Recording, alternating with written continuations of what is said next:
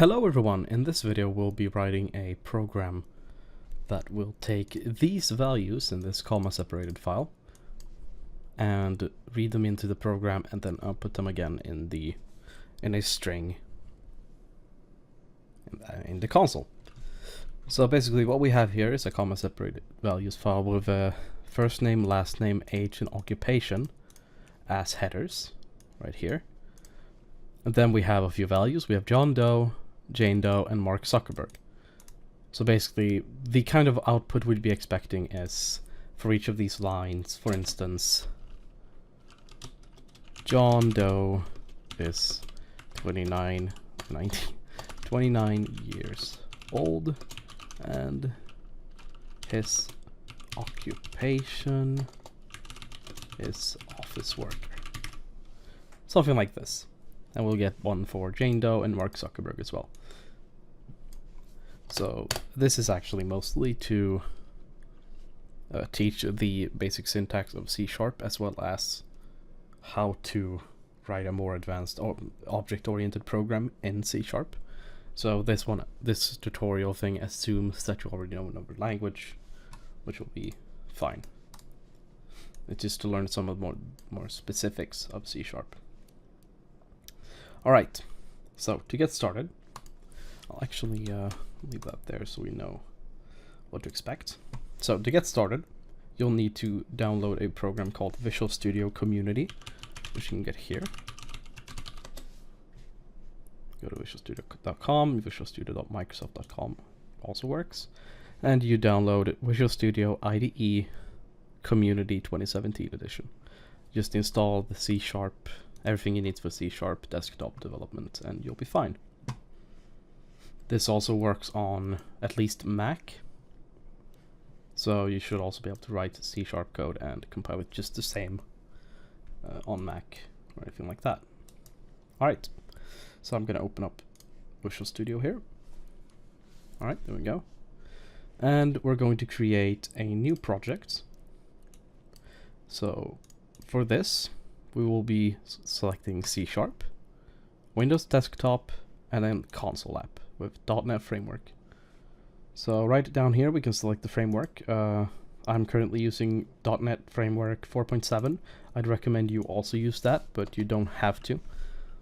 Although I would recommend you do that. So if you're going to be installing this program, or this IDE, you'll want to make sure you install .NET Framework 4.7 if you're going to use it as well.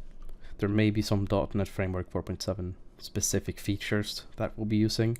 That's why I recommend to use either 4.7 or later. So I'll call this just a tutorial project. I'll actually add OOP to start off there. Oops. There we go. You can also select the location and such. But let's just get going. Alright, so what we have to start off with is just an empty class file with the namespace, the class, and a main method. So now, what we're going to be doing to start off with, we'll be just creating a new class, which you'll do over here in the Solution Explorer.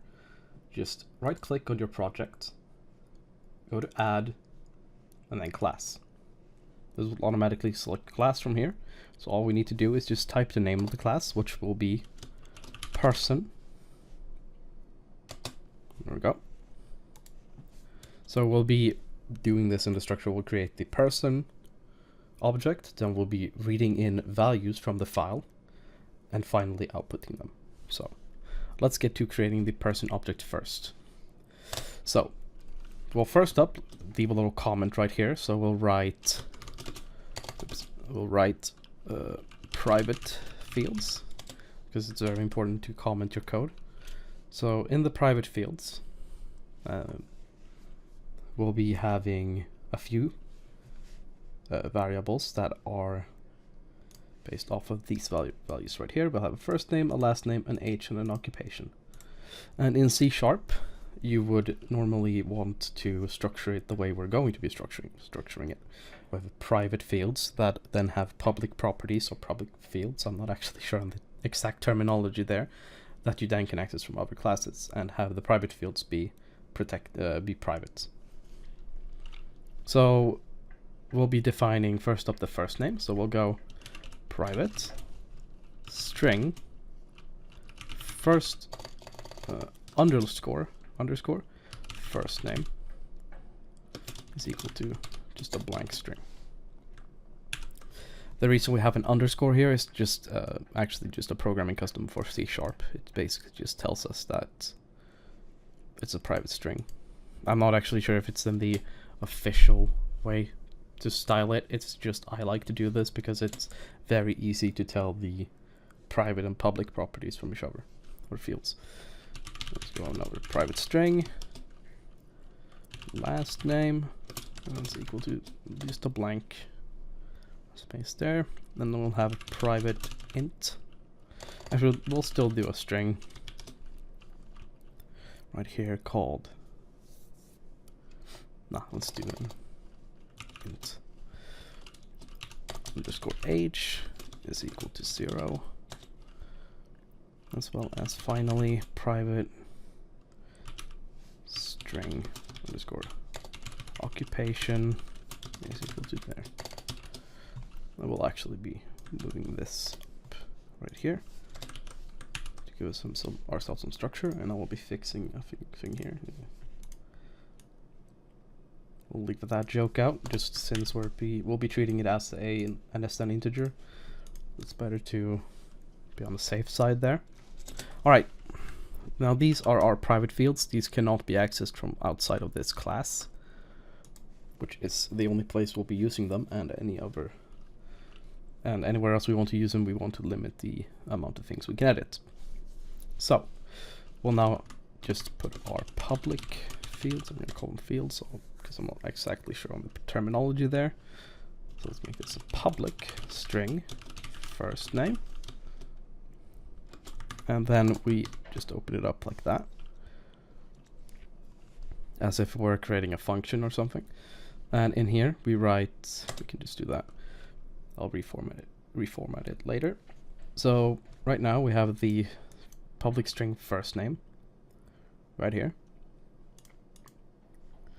and we'll be doing this. We'll write get, and inside of here we'll write underscore first name,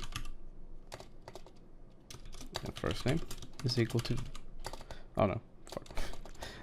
return underscore first name.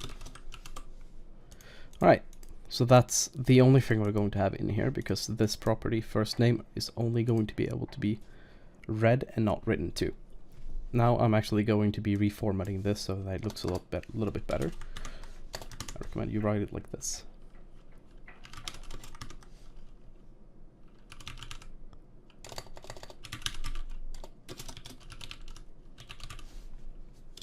There we go.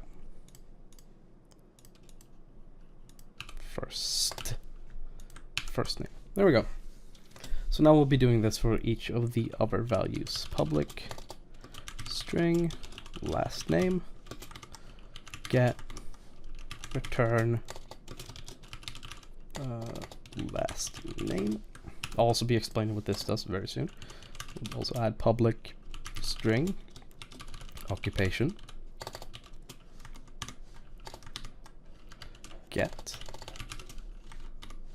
return underscore occupation, and finally public int age, get, return underscore age.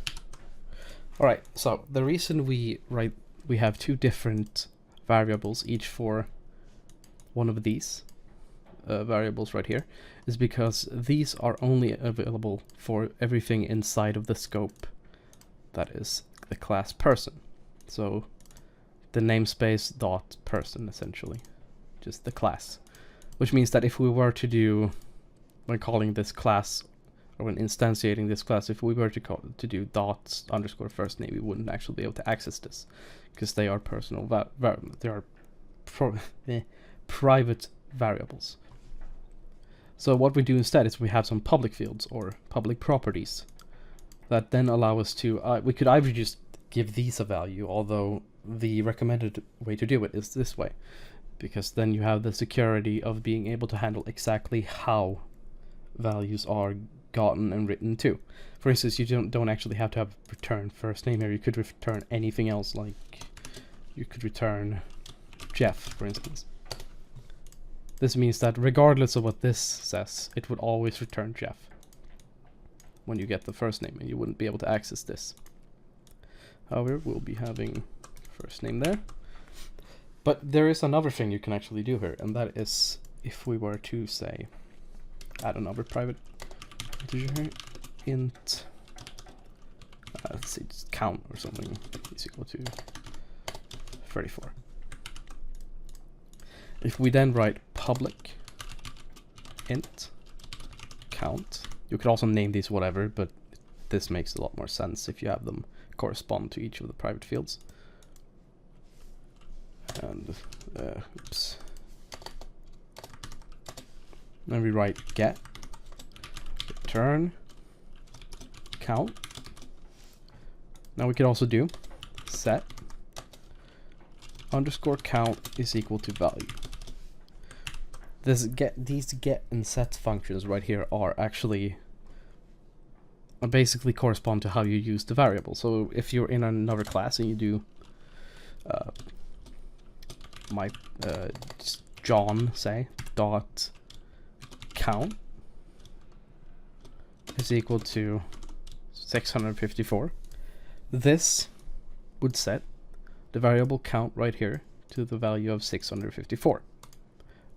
But only if we have the set variable, the set property of integer set to count is equal to value. You could also pretty much just set this to like 345 and it would be fine. It's it doesn't really care, but well, the normal way you would do it is set it to value. This basically gives us a lot of control of how variables are set, and we can also do just this get, which only allows us to get the value and doesn't allow us to set it at all. And we basically just use these as normal variables. We'll be doing it later, so you'll be seeing a lot more then. So let's just remove this count right here. All right. So lastly, we'll need a constructor. So to write a constructor in C#, you just write this right here. You write the name of the class. Actually, you write public person. There you go. This is our constructor. And in the constructor, we'll take a few arguments. We'll take a string first name, string last name, string occupation, and int age. And then we can write 3 slashes to get this little comment block here. And we can write a summary, just constructor for now. This allows us to, we can use this, this is just basically IDE integration, meaning that, say, if we were to call a function, we would see this summary when we use it, and we would also be able to get more detailed information about each of the variables it takes. So, person's first name. Let's do first name. And then just person's last name. It's a bit weird. First name.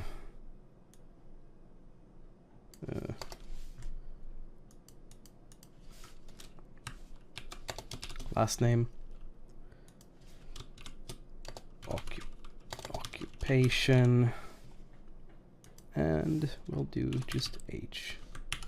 Whatever, it doesn't really matter that much. It's you can add way more specific information here if you want to. Depends a bit on how complicated the function itself is. This is just a constructor, so it's not too complicated. So the only thing we'll do here is just underscore first name. That is technically how you would pronounce it, but that's not how you write it. First name is equal to first name underscore last name is equal to last name underscore occupation equals occupation underscore age is equal to age. There we go. Now we've got a constructor set, and that will initialize all these values with the correct ones. So that is essentially everything here, because then we have each person made, and we can add any feature we want to. This is just a very basic class. We can have I'll be making another video later that will also go over more extended open object-oriented programming concepts like abstract classes and the such. But for now, this will actually probably do. We may have to add something to this file, but it should be fine. So we'll go back to program.cs right here, and let's just create a class right here. So we'll do a static yeah, we'll do a static void. We'll just name it like, actually no, we'll do static string array.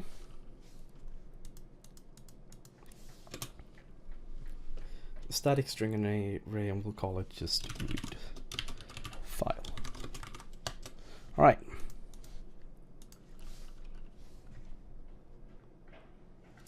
String file name. There we go. Now the reason this gives us an error is because we haven't returned anything, so you need to return anything that's required. But let's add another one of these comment blocks or summary blocks. Right. Read from file. Return lines. I'll name this path to file. So inside of here, we'll actually be using a very simple little thing here. We'll just do string array, so string array lines is equal to system.io.file read all lines here, and we'll pass file name. There we go. So now the only thing we do need to do is just return lines. So basically what we have done here is we've used .NET Framework, and the .NET Framework contains a class right here that's called file, and that class contains a function called read all lines. This is a very .NET Framework is very useful in this way. It has a bunch of pre-made functions or methods for anything you can imagine. Basically, there's everything in here. So in this case, it has just made reading all lines of a file really easy for us. Really, we wouldn't even really need this function. We could really just call this directly, but this looks a little bit better up here. I don't want to fill main with too many things. So next thing we'll do is we'll right click right here on the project file again, and we'll add a new item. I will just go down to text file right here. I will name this one just values.txt, or let's do values.csv, why not? So that's just a comma separated values file. And then you select the file right here in the Solution Explorer, and you go down to the properties here, and you have a copy to output directory. I will do copy if newer. This means that it will be outputted next to the debug executable, or next to the executable whenever the program is run in general. And in this file, we'll grab the values right here. You'll have to, I'll either put them in the description or you'll have to write your own. The important thing is that it looks like this, and it has these here. So there we go. I'll copy this over. Can now close this file. So we go back to program.cs, and we'll just write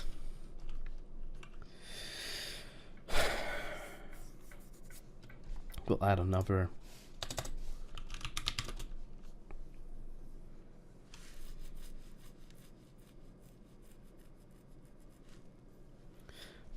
over. Actually, no. We'll just start here. So we're gonna create the string array right here. This new string array that we'll call lines again, or just file. Why not? File is equal to read file. Now, once again, you could really just write this here. It would work the exact same way. This is actually really redundant, but it looks a little bit neater if we do that. We'll do read file. And we write the path to the file, which in this case will be just values.csv. I'm pretty sure. We may need to change this, but this should be fine. So that should theoretically mean we have the file. Then we'll just, under this, we'll actually add a new thing right here. We'll add a list of person. A list of person, and we'll call this people, is equal to new list of person. Then we have open and close parentheses and a semicolon.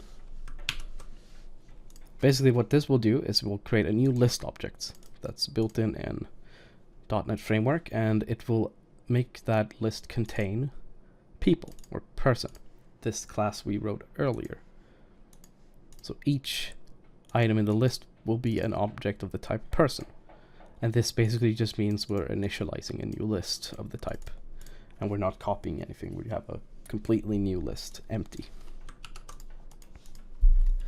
So now we'll write a static list person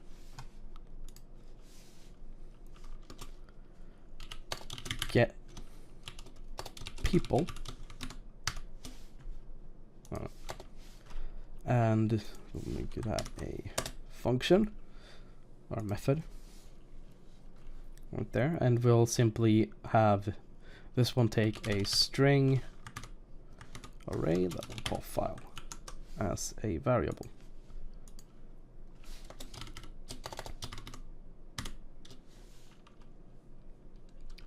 So for now, we'll give this just get people from file. File lines. There we go. And it returns list of people. And this one up here actually returns string array of file lines. There we go. All right, that's it. Yeah. So all we really need to do now is we'll be doing this list. No, people is equal to get people, and we'll pass in file. There we go. Now we'll be working inside of this little method right here. We'll be reading the file, and we'll be parsing the headers as well as the values themselves. So first up, we'll be assuming that the structure of the CSV file looks exactly like this one, where the first line in the file is or contains all of the headers we'll be following. So we'll just create a new string right here, header row. Actually, is that the header row? Let's do this. Header row is equal to file 0. This should work like most other programming languages. This is an array, and we're getting the value in the array with the index 0, which is the string header row. So what we'll do, and this is actually something we could use regular expressions for, but we're not going to use regular expressions because I'm not very good at that kind of stuff. So we'll be creating a new function right here, static list of string this time.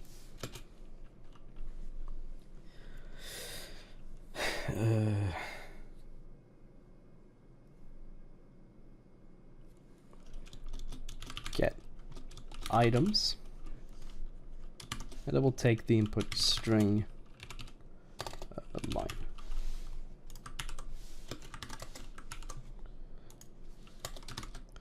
Once again, we'll be creating a comment block or a summary block here. I will write get items from line, and the line is just line. Yeah, and it returns list of string, a list of items, I guess. Yeah. So we'll be using another. We'll be not be using regular expressions or anything for this. We'll be just be using pure coding, a little bit of an algorithm, I guess. So for that, we'll need to loop over the line, and we'll need to split it at every comma, and that's basically it. While adding the previous word as a new item to the list. So for that, we'll need string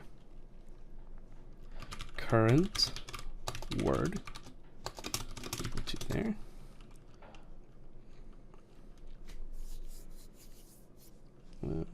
Technically this should do. Well, maybe I have to add something more, but it should be fine. So for each char c in line,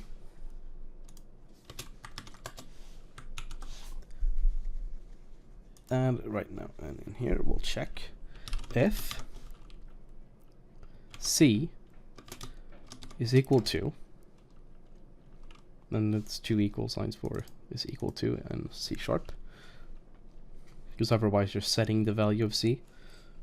If C is equal to, and then we use single apostrophes, comma,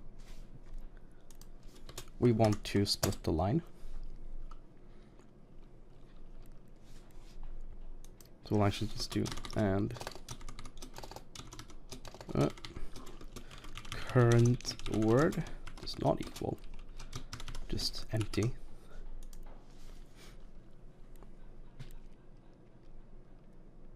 Actually, we'll not do that right there because that's not a good idea. So, and inside here, we'll actually just write that. There we go. So just split line.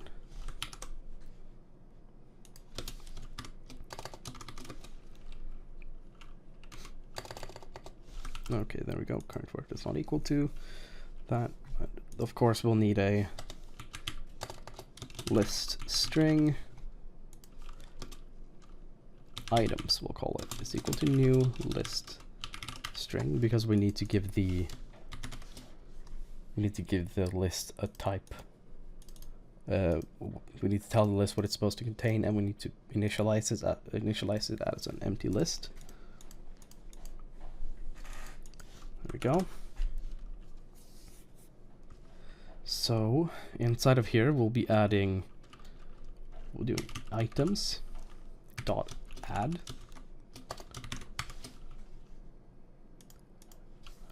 current word, and then we'll just do current word is equal to blank. Basically, because the list is actually just an object, we use its add function to add the current word to the list. It does not really work as an array, even though the actual list class itself does use an array. to store everything, but it just handles everything in the background, so we can easily remove things dynamically, add things dynamically. It figures the sizing itself out of the sizing of the string array itself out by itself. So we won't actually need to bother with allocating a certain amount of memory to the array. So now, when we've done that, we also need to, So in this case, we'll also write else. Okay, that looks ugly in this. Ugh. I'm not a big fan of this way of writing, but it's standard for C#, so I'm just gonna do it because the IDE does it for me. Else we'll be adding current word is equal to plus equals, because we want to add to the current word c.toString. So basically, plus equals just add to it. It will add to what the current word is, and it will add c.toString, which is just converts the character into a string. I don't actually know if you have to use toString. It's just you should do. If you can use it, you should. In the case of handling strings, it's just a good idea, so you should keep doing it. And as soon as all of this finishes, we'll do a simple check here. If current word does not equal blank, items.add current word.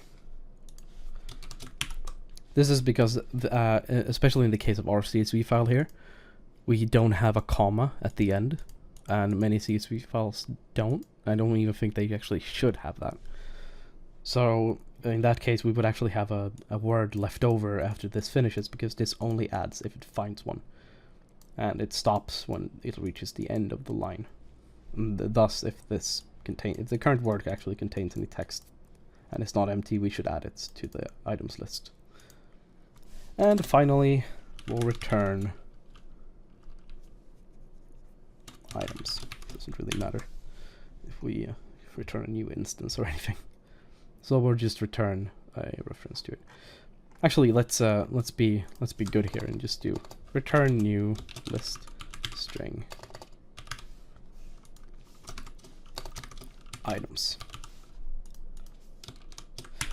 This is basically just to make sure that it doesn't override anything, because if we just return items, we return a pointer to the items list right here, which could be pretty dangerous because it could be edited elsewhere in the code.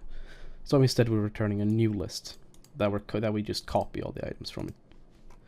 We just copy all the items that it contains. So just return new instance of items list. And right here we'll just do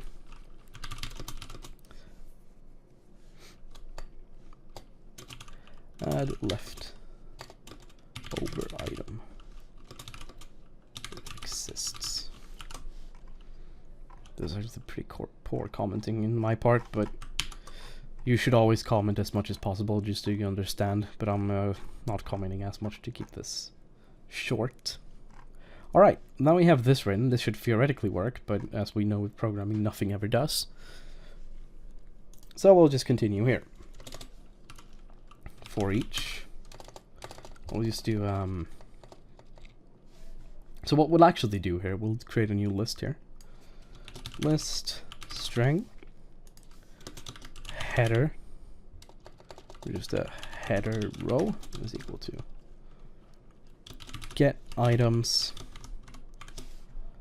Well, we'll do file 0. We could really even just convert the entire thing. Yeah, we could. Alright, let's actually not do this at all. We'll just do dictionary. So now we'll learn how to create a dictionary key. Let's just use an int, and we'll have the value be list of string. There we go.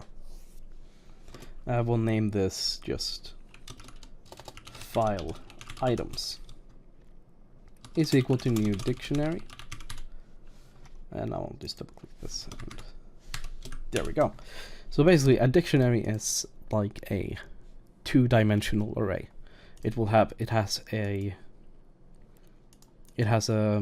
key that would be if I were to explain this using, it has a key which in this case is just a number, so we'll be doing something like this. And each of these keys contains an array of all the items. So in this case, first name, last name, age, and occupation. And then we have the second row, which contains an array or a list. John Doe 29 office worker. And so on. It just continues. Which basically means that it's a two-dimensional array, because here we have the first dimension and then we have the second dimension. So it kind of works. It basically, in this case, it does work. It works kind of like a list would do, where we have 0, 1, 2, 3 in terms of indexes. But you could also use a string as the key or as the index. But it's a lot smarter to use numbers in this case. So now we have the file items here, we need to add something to it. For this, we'll do for int I is equal to 0. I is less than file dot length, I guess. Yeah, it's a string array, so length I++. And we'll just do this in one line. This is file items dot add I, and then just get items, and we'll do file I. So now we've done everything on a single line here, so we have this filled out. You could also do this over multiple lines, but since we only have a single thing we need to do inside of the for loop, we can just write it out like this. So basically, loop from I is equal to 0 to it is equal to the length of this array, the amount of items basically, and since it's less than, it will properly work with, since the count of the array could be higher than the actual max. It's higher than the actual max index. It's always -1 from the count, since C# will count from 0. So all we do is just add an item to the dictionary with the key I, so it will correspond to the line in the file array, and we will get items of the current line of value I. So we'll just do get items from file. Now then, this means we have a layout that basically actually looks like this. First name, index 0 contains a list of first name, last name, age, and occupation. And then we have each of the following indexes, each of the following indexes in the dictionary contains a list that corresponds from first name, last name, age, and occupation. So now what we need to do is simply convert all of these lines into an object. So for this, we'll first up, now we could do this on the same line we get all of the lined items, but that's not a good idea in this case. So what we'll do is do for each, we'll write string s, string item in, right, first up we need to do for int I is equal to 1, in this case, I is less than Yeah, we'll stop file.length because it's easiest. I++. We'll just do create objects. Create person objects. So we'll add a new list up here. List people.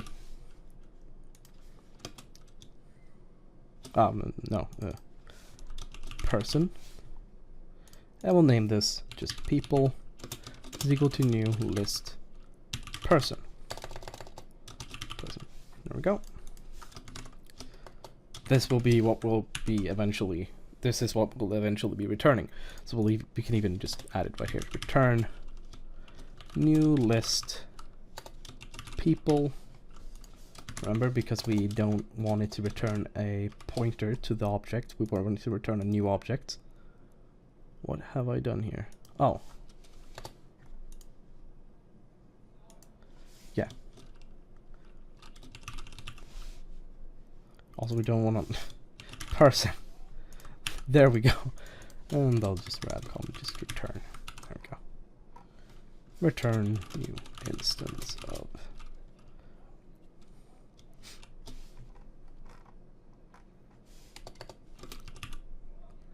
people. Return new instance of people. Yeah, that will be fine. So now we'll want to, for each of these lines, since we're not reading the header, we're going to be using the header line, but we won't be. Remember, the header line is this first line right here. This line does index 0, or in this key 0 in the case of a dictionary. We'll be using it, but we won't be looping through it. So for now, we'll do for each string item in file items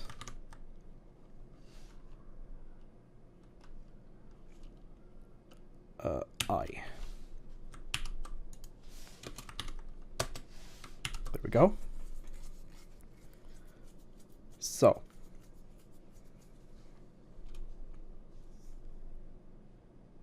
actually we want to use, we want actually to use another for loop here. For int j is equal to 0, j less than, well, technically we could do, now we'll have to do file items 0. We'll just use 0 because it will be the max length and we should ignore anything after it. File item 0 dot count. Because it is a list, we use the count method. That's a method. J++. There we go. And all right, there we go. Now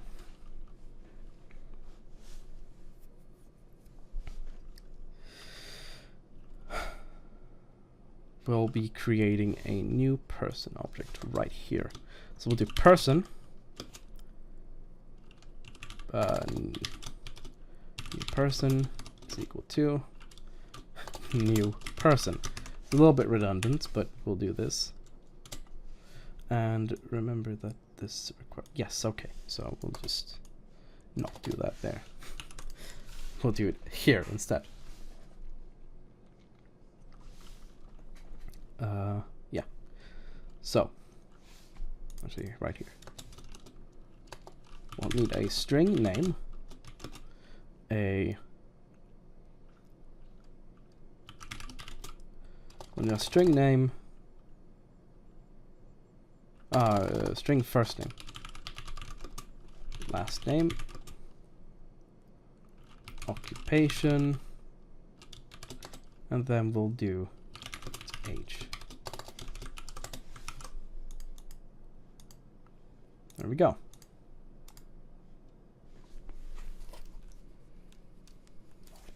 I'll actually instantiate these right now. Is equal to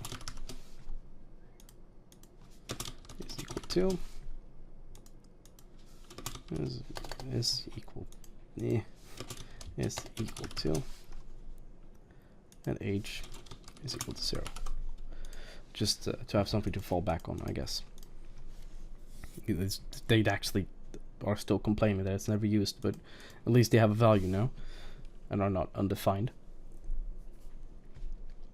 So now we'll do a switch statement. File items 0 and J. This should theoretically work. I don't actually remember this part, or if you can actually use arrays or dictionaries like this, but seemingly you can, because it's not yelling at me for doing it. So just check value we are expecting. Check what value we are on. I don't know. And we'll do case first name. So this is the part where we're hard coding it. We maybe really shouldn't, but in this case it will be fine for demonstration purposes. So we'll do first name is equal to file items I J. Yeah, that'll be fine. File items IJ. That will break. So we'll do another case. Alright, I'm so used to JavaScript. And PHP for that matter. It's just, you do this. You have to use these. The regular quotes. Last name. And now we'll do last name is equal to file items I no, J. Press F8 there. I don't even know what that does. And break, because you need to break out of the case statement, the switch. And actually just or whatever this. There we go. So we'll have occupation. I'll write them like this in this order, even though they're not in that order in the CSV file. So for this, just occupation. Now for the age, we need to do file items IJ, but we need to right before this int.parse. This will parse the value into an integer. Normally you wouldn't want to use int.parse. There is actually another method inside of int, the integer data type here, that's called try-parse. And it's a little bit more specific. You need to have a string. It works a little bit different. So in this case we will be using int.parse because it just returns whatever it is. It's the simplest, but if something goes wrong, our program will crash. However, it will be fine for demonstration purposes. So in the case of the value not being right, we'll simply just add a default here, and it will just console.writeLine something went wrong. Actually, we'll use a template string. Basically, console.writeLine is we're using the writeLine method inside of the console class. And the reason I'm writing a $sign then 2 commas or 2 quotes means that this is a template string, as it's called in at least JavaScript. It means it's a formatted string. So we can do this, for instance. Value wherever header. Want 2 of these apostrophes here, and 2 of curly braces. There we go, curly braces. And we'll just do file items 0 J. So header, and then the current header is not a valid header. And finally, we'll break.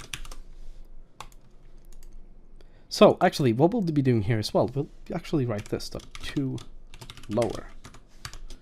This means that you can, inside of this values here, have these things be capitalized however you want. It will always convert it to lowercase, which will help prevent some of these really, if you actually wrote first name like this. This way you don't need to hard code it for any possible way. You can also do first like that. You can write it however you want inside of the CSV file and it will still understand it because it will always convert it to lowercase. It's just it's a good practice at the very least. Maybe you really shouldn't even hard code something like this because you could get it to work otherwise. Although in our case it's a lot easier to hard code it. There we go. So now we should theoretically have all of these set, meaning that when we get out of this, so inside of here we'll create a new person P. Or no, person P, yeah. This actually means we didn't really even need to do this, but we could even, yeah, let's actually just move this in here. Oh no, we can't do that, obviously. So we will instantiate person P up here. It doesn't really matter. We're gonna create a new variable of the data, of an object of the data type person, or an object type rather.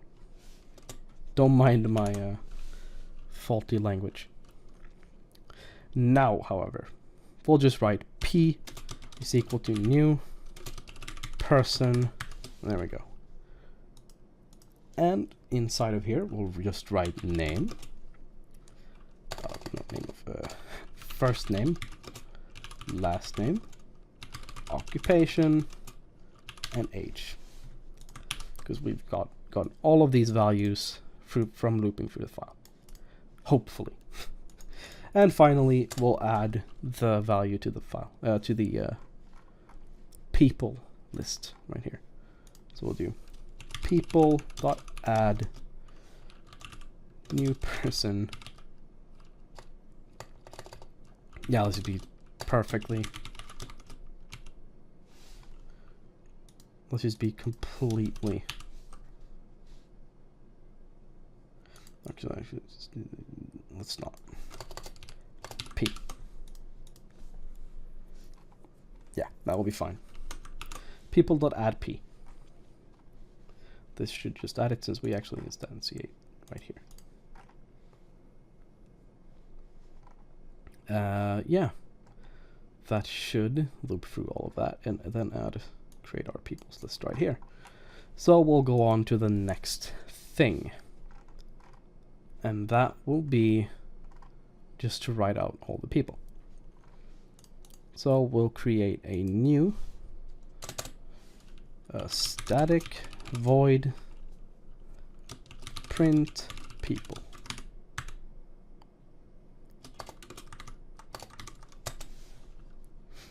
Then we'll make it take in the parameter of list people, not list people, list person, people. There we go. Once again, we'll add this, just print information about every person, people. Yeah, whatever. People, list of people. There we go. All right, now we'll just be, so I'm just gonna oof. Doesn't sound very good, but it's fine. Now we'll write just a simple little method to write out everything, all information of the person, which is actually when we'll be getting to use these public fields right here. So we'll write for each person P in people,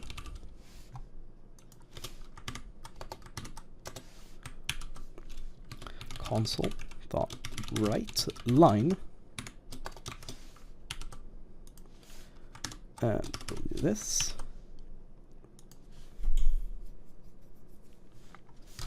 Console.writeLine. And we'll do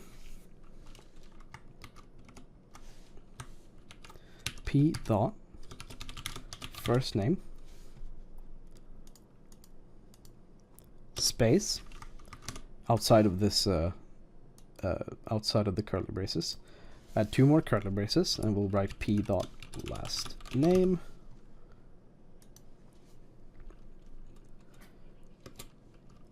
is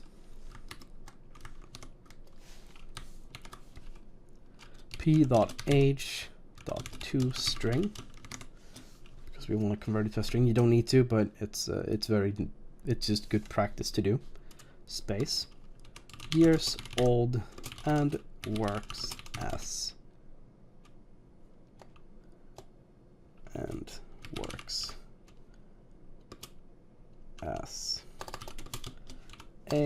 I'll just do that. And we'll do finally p dot occupation.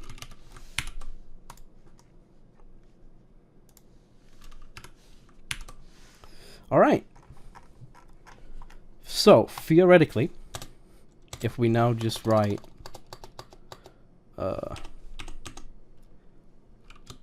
print people,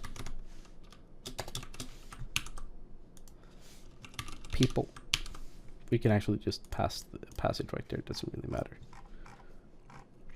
We're not actually editing it in any way, so passing it as a reference is just fine. So theoretically, if everything works now, we should have a program that reads this file and basically gets the names, the ages, and the occupation title, and prints them to the console in a sentence. That is if it works, something we cannot actually guarantee. Oops. It did work there, but we actually forgot to do something. C# normally will close the window whenever it's finished running. So the only thing we need to add here is console.readKey, using the readKey function of the console class. So if we run it now, so it works. We have written the name, the age, and the occupation. And yeah, that means everything worked exactly as we thought it would, and this is the first time we wrote it. And that is because, and this is kind of the problem with writing object-oriented software. For the most part, it takes a little while of development until you can actually get it to a state where you can test it. After you get it to a state you can test it, you can always just keep developing on it. You can always debug it as you go. But in this case, we just needed everything here. We needed all of this to exist in order to run the program. I mean, sure, we could have started running it earlier. It's just we wouldn't have gotten any output, and it would have been pure debugging and jumping through the code, seeing how variables changed. But anyway, yeah, that's the first little project here. It's object-oriented C#, although we didn't use that many object-oriented features other than just instantiation of classes and pointers and such. We didn't even really use pointers that much, actually. We have barely used any of that. This is basically just object-oriented with instantiation, but I will be making another video where we'll be using, for instance, abstract classes and a lot of other things, and maybe a little bit of a bigger project than this. For instance, this took an hour, just about. Alright, so anyway, thank you for watching, and I'll see you next video.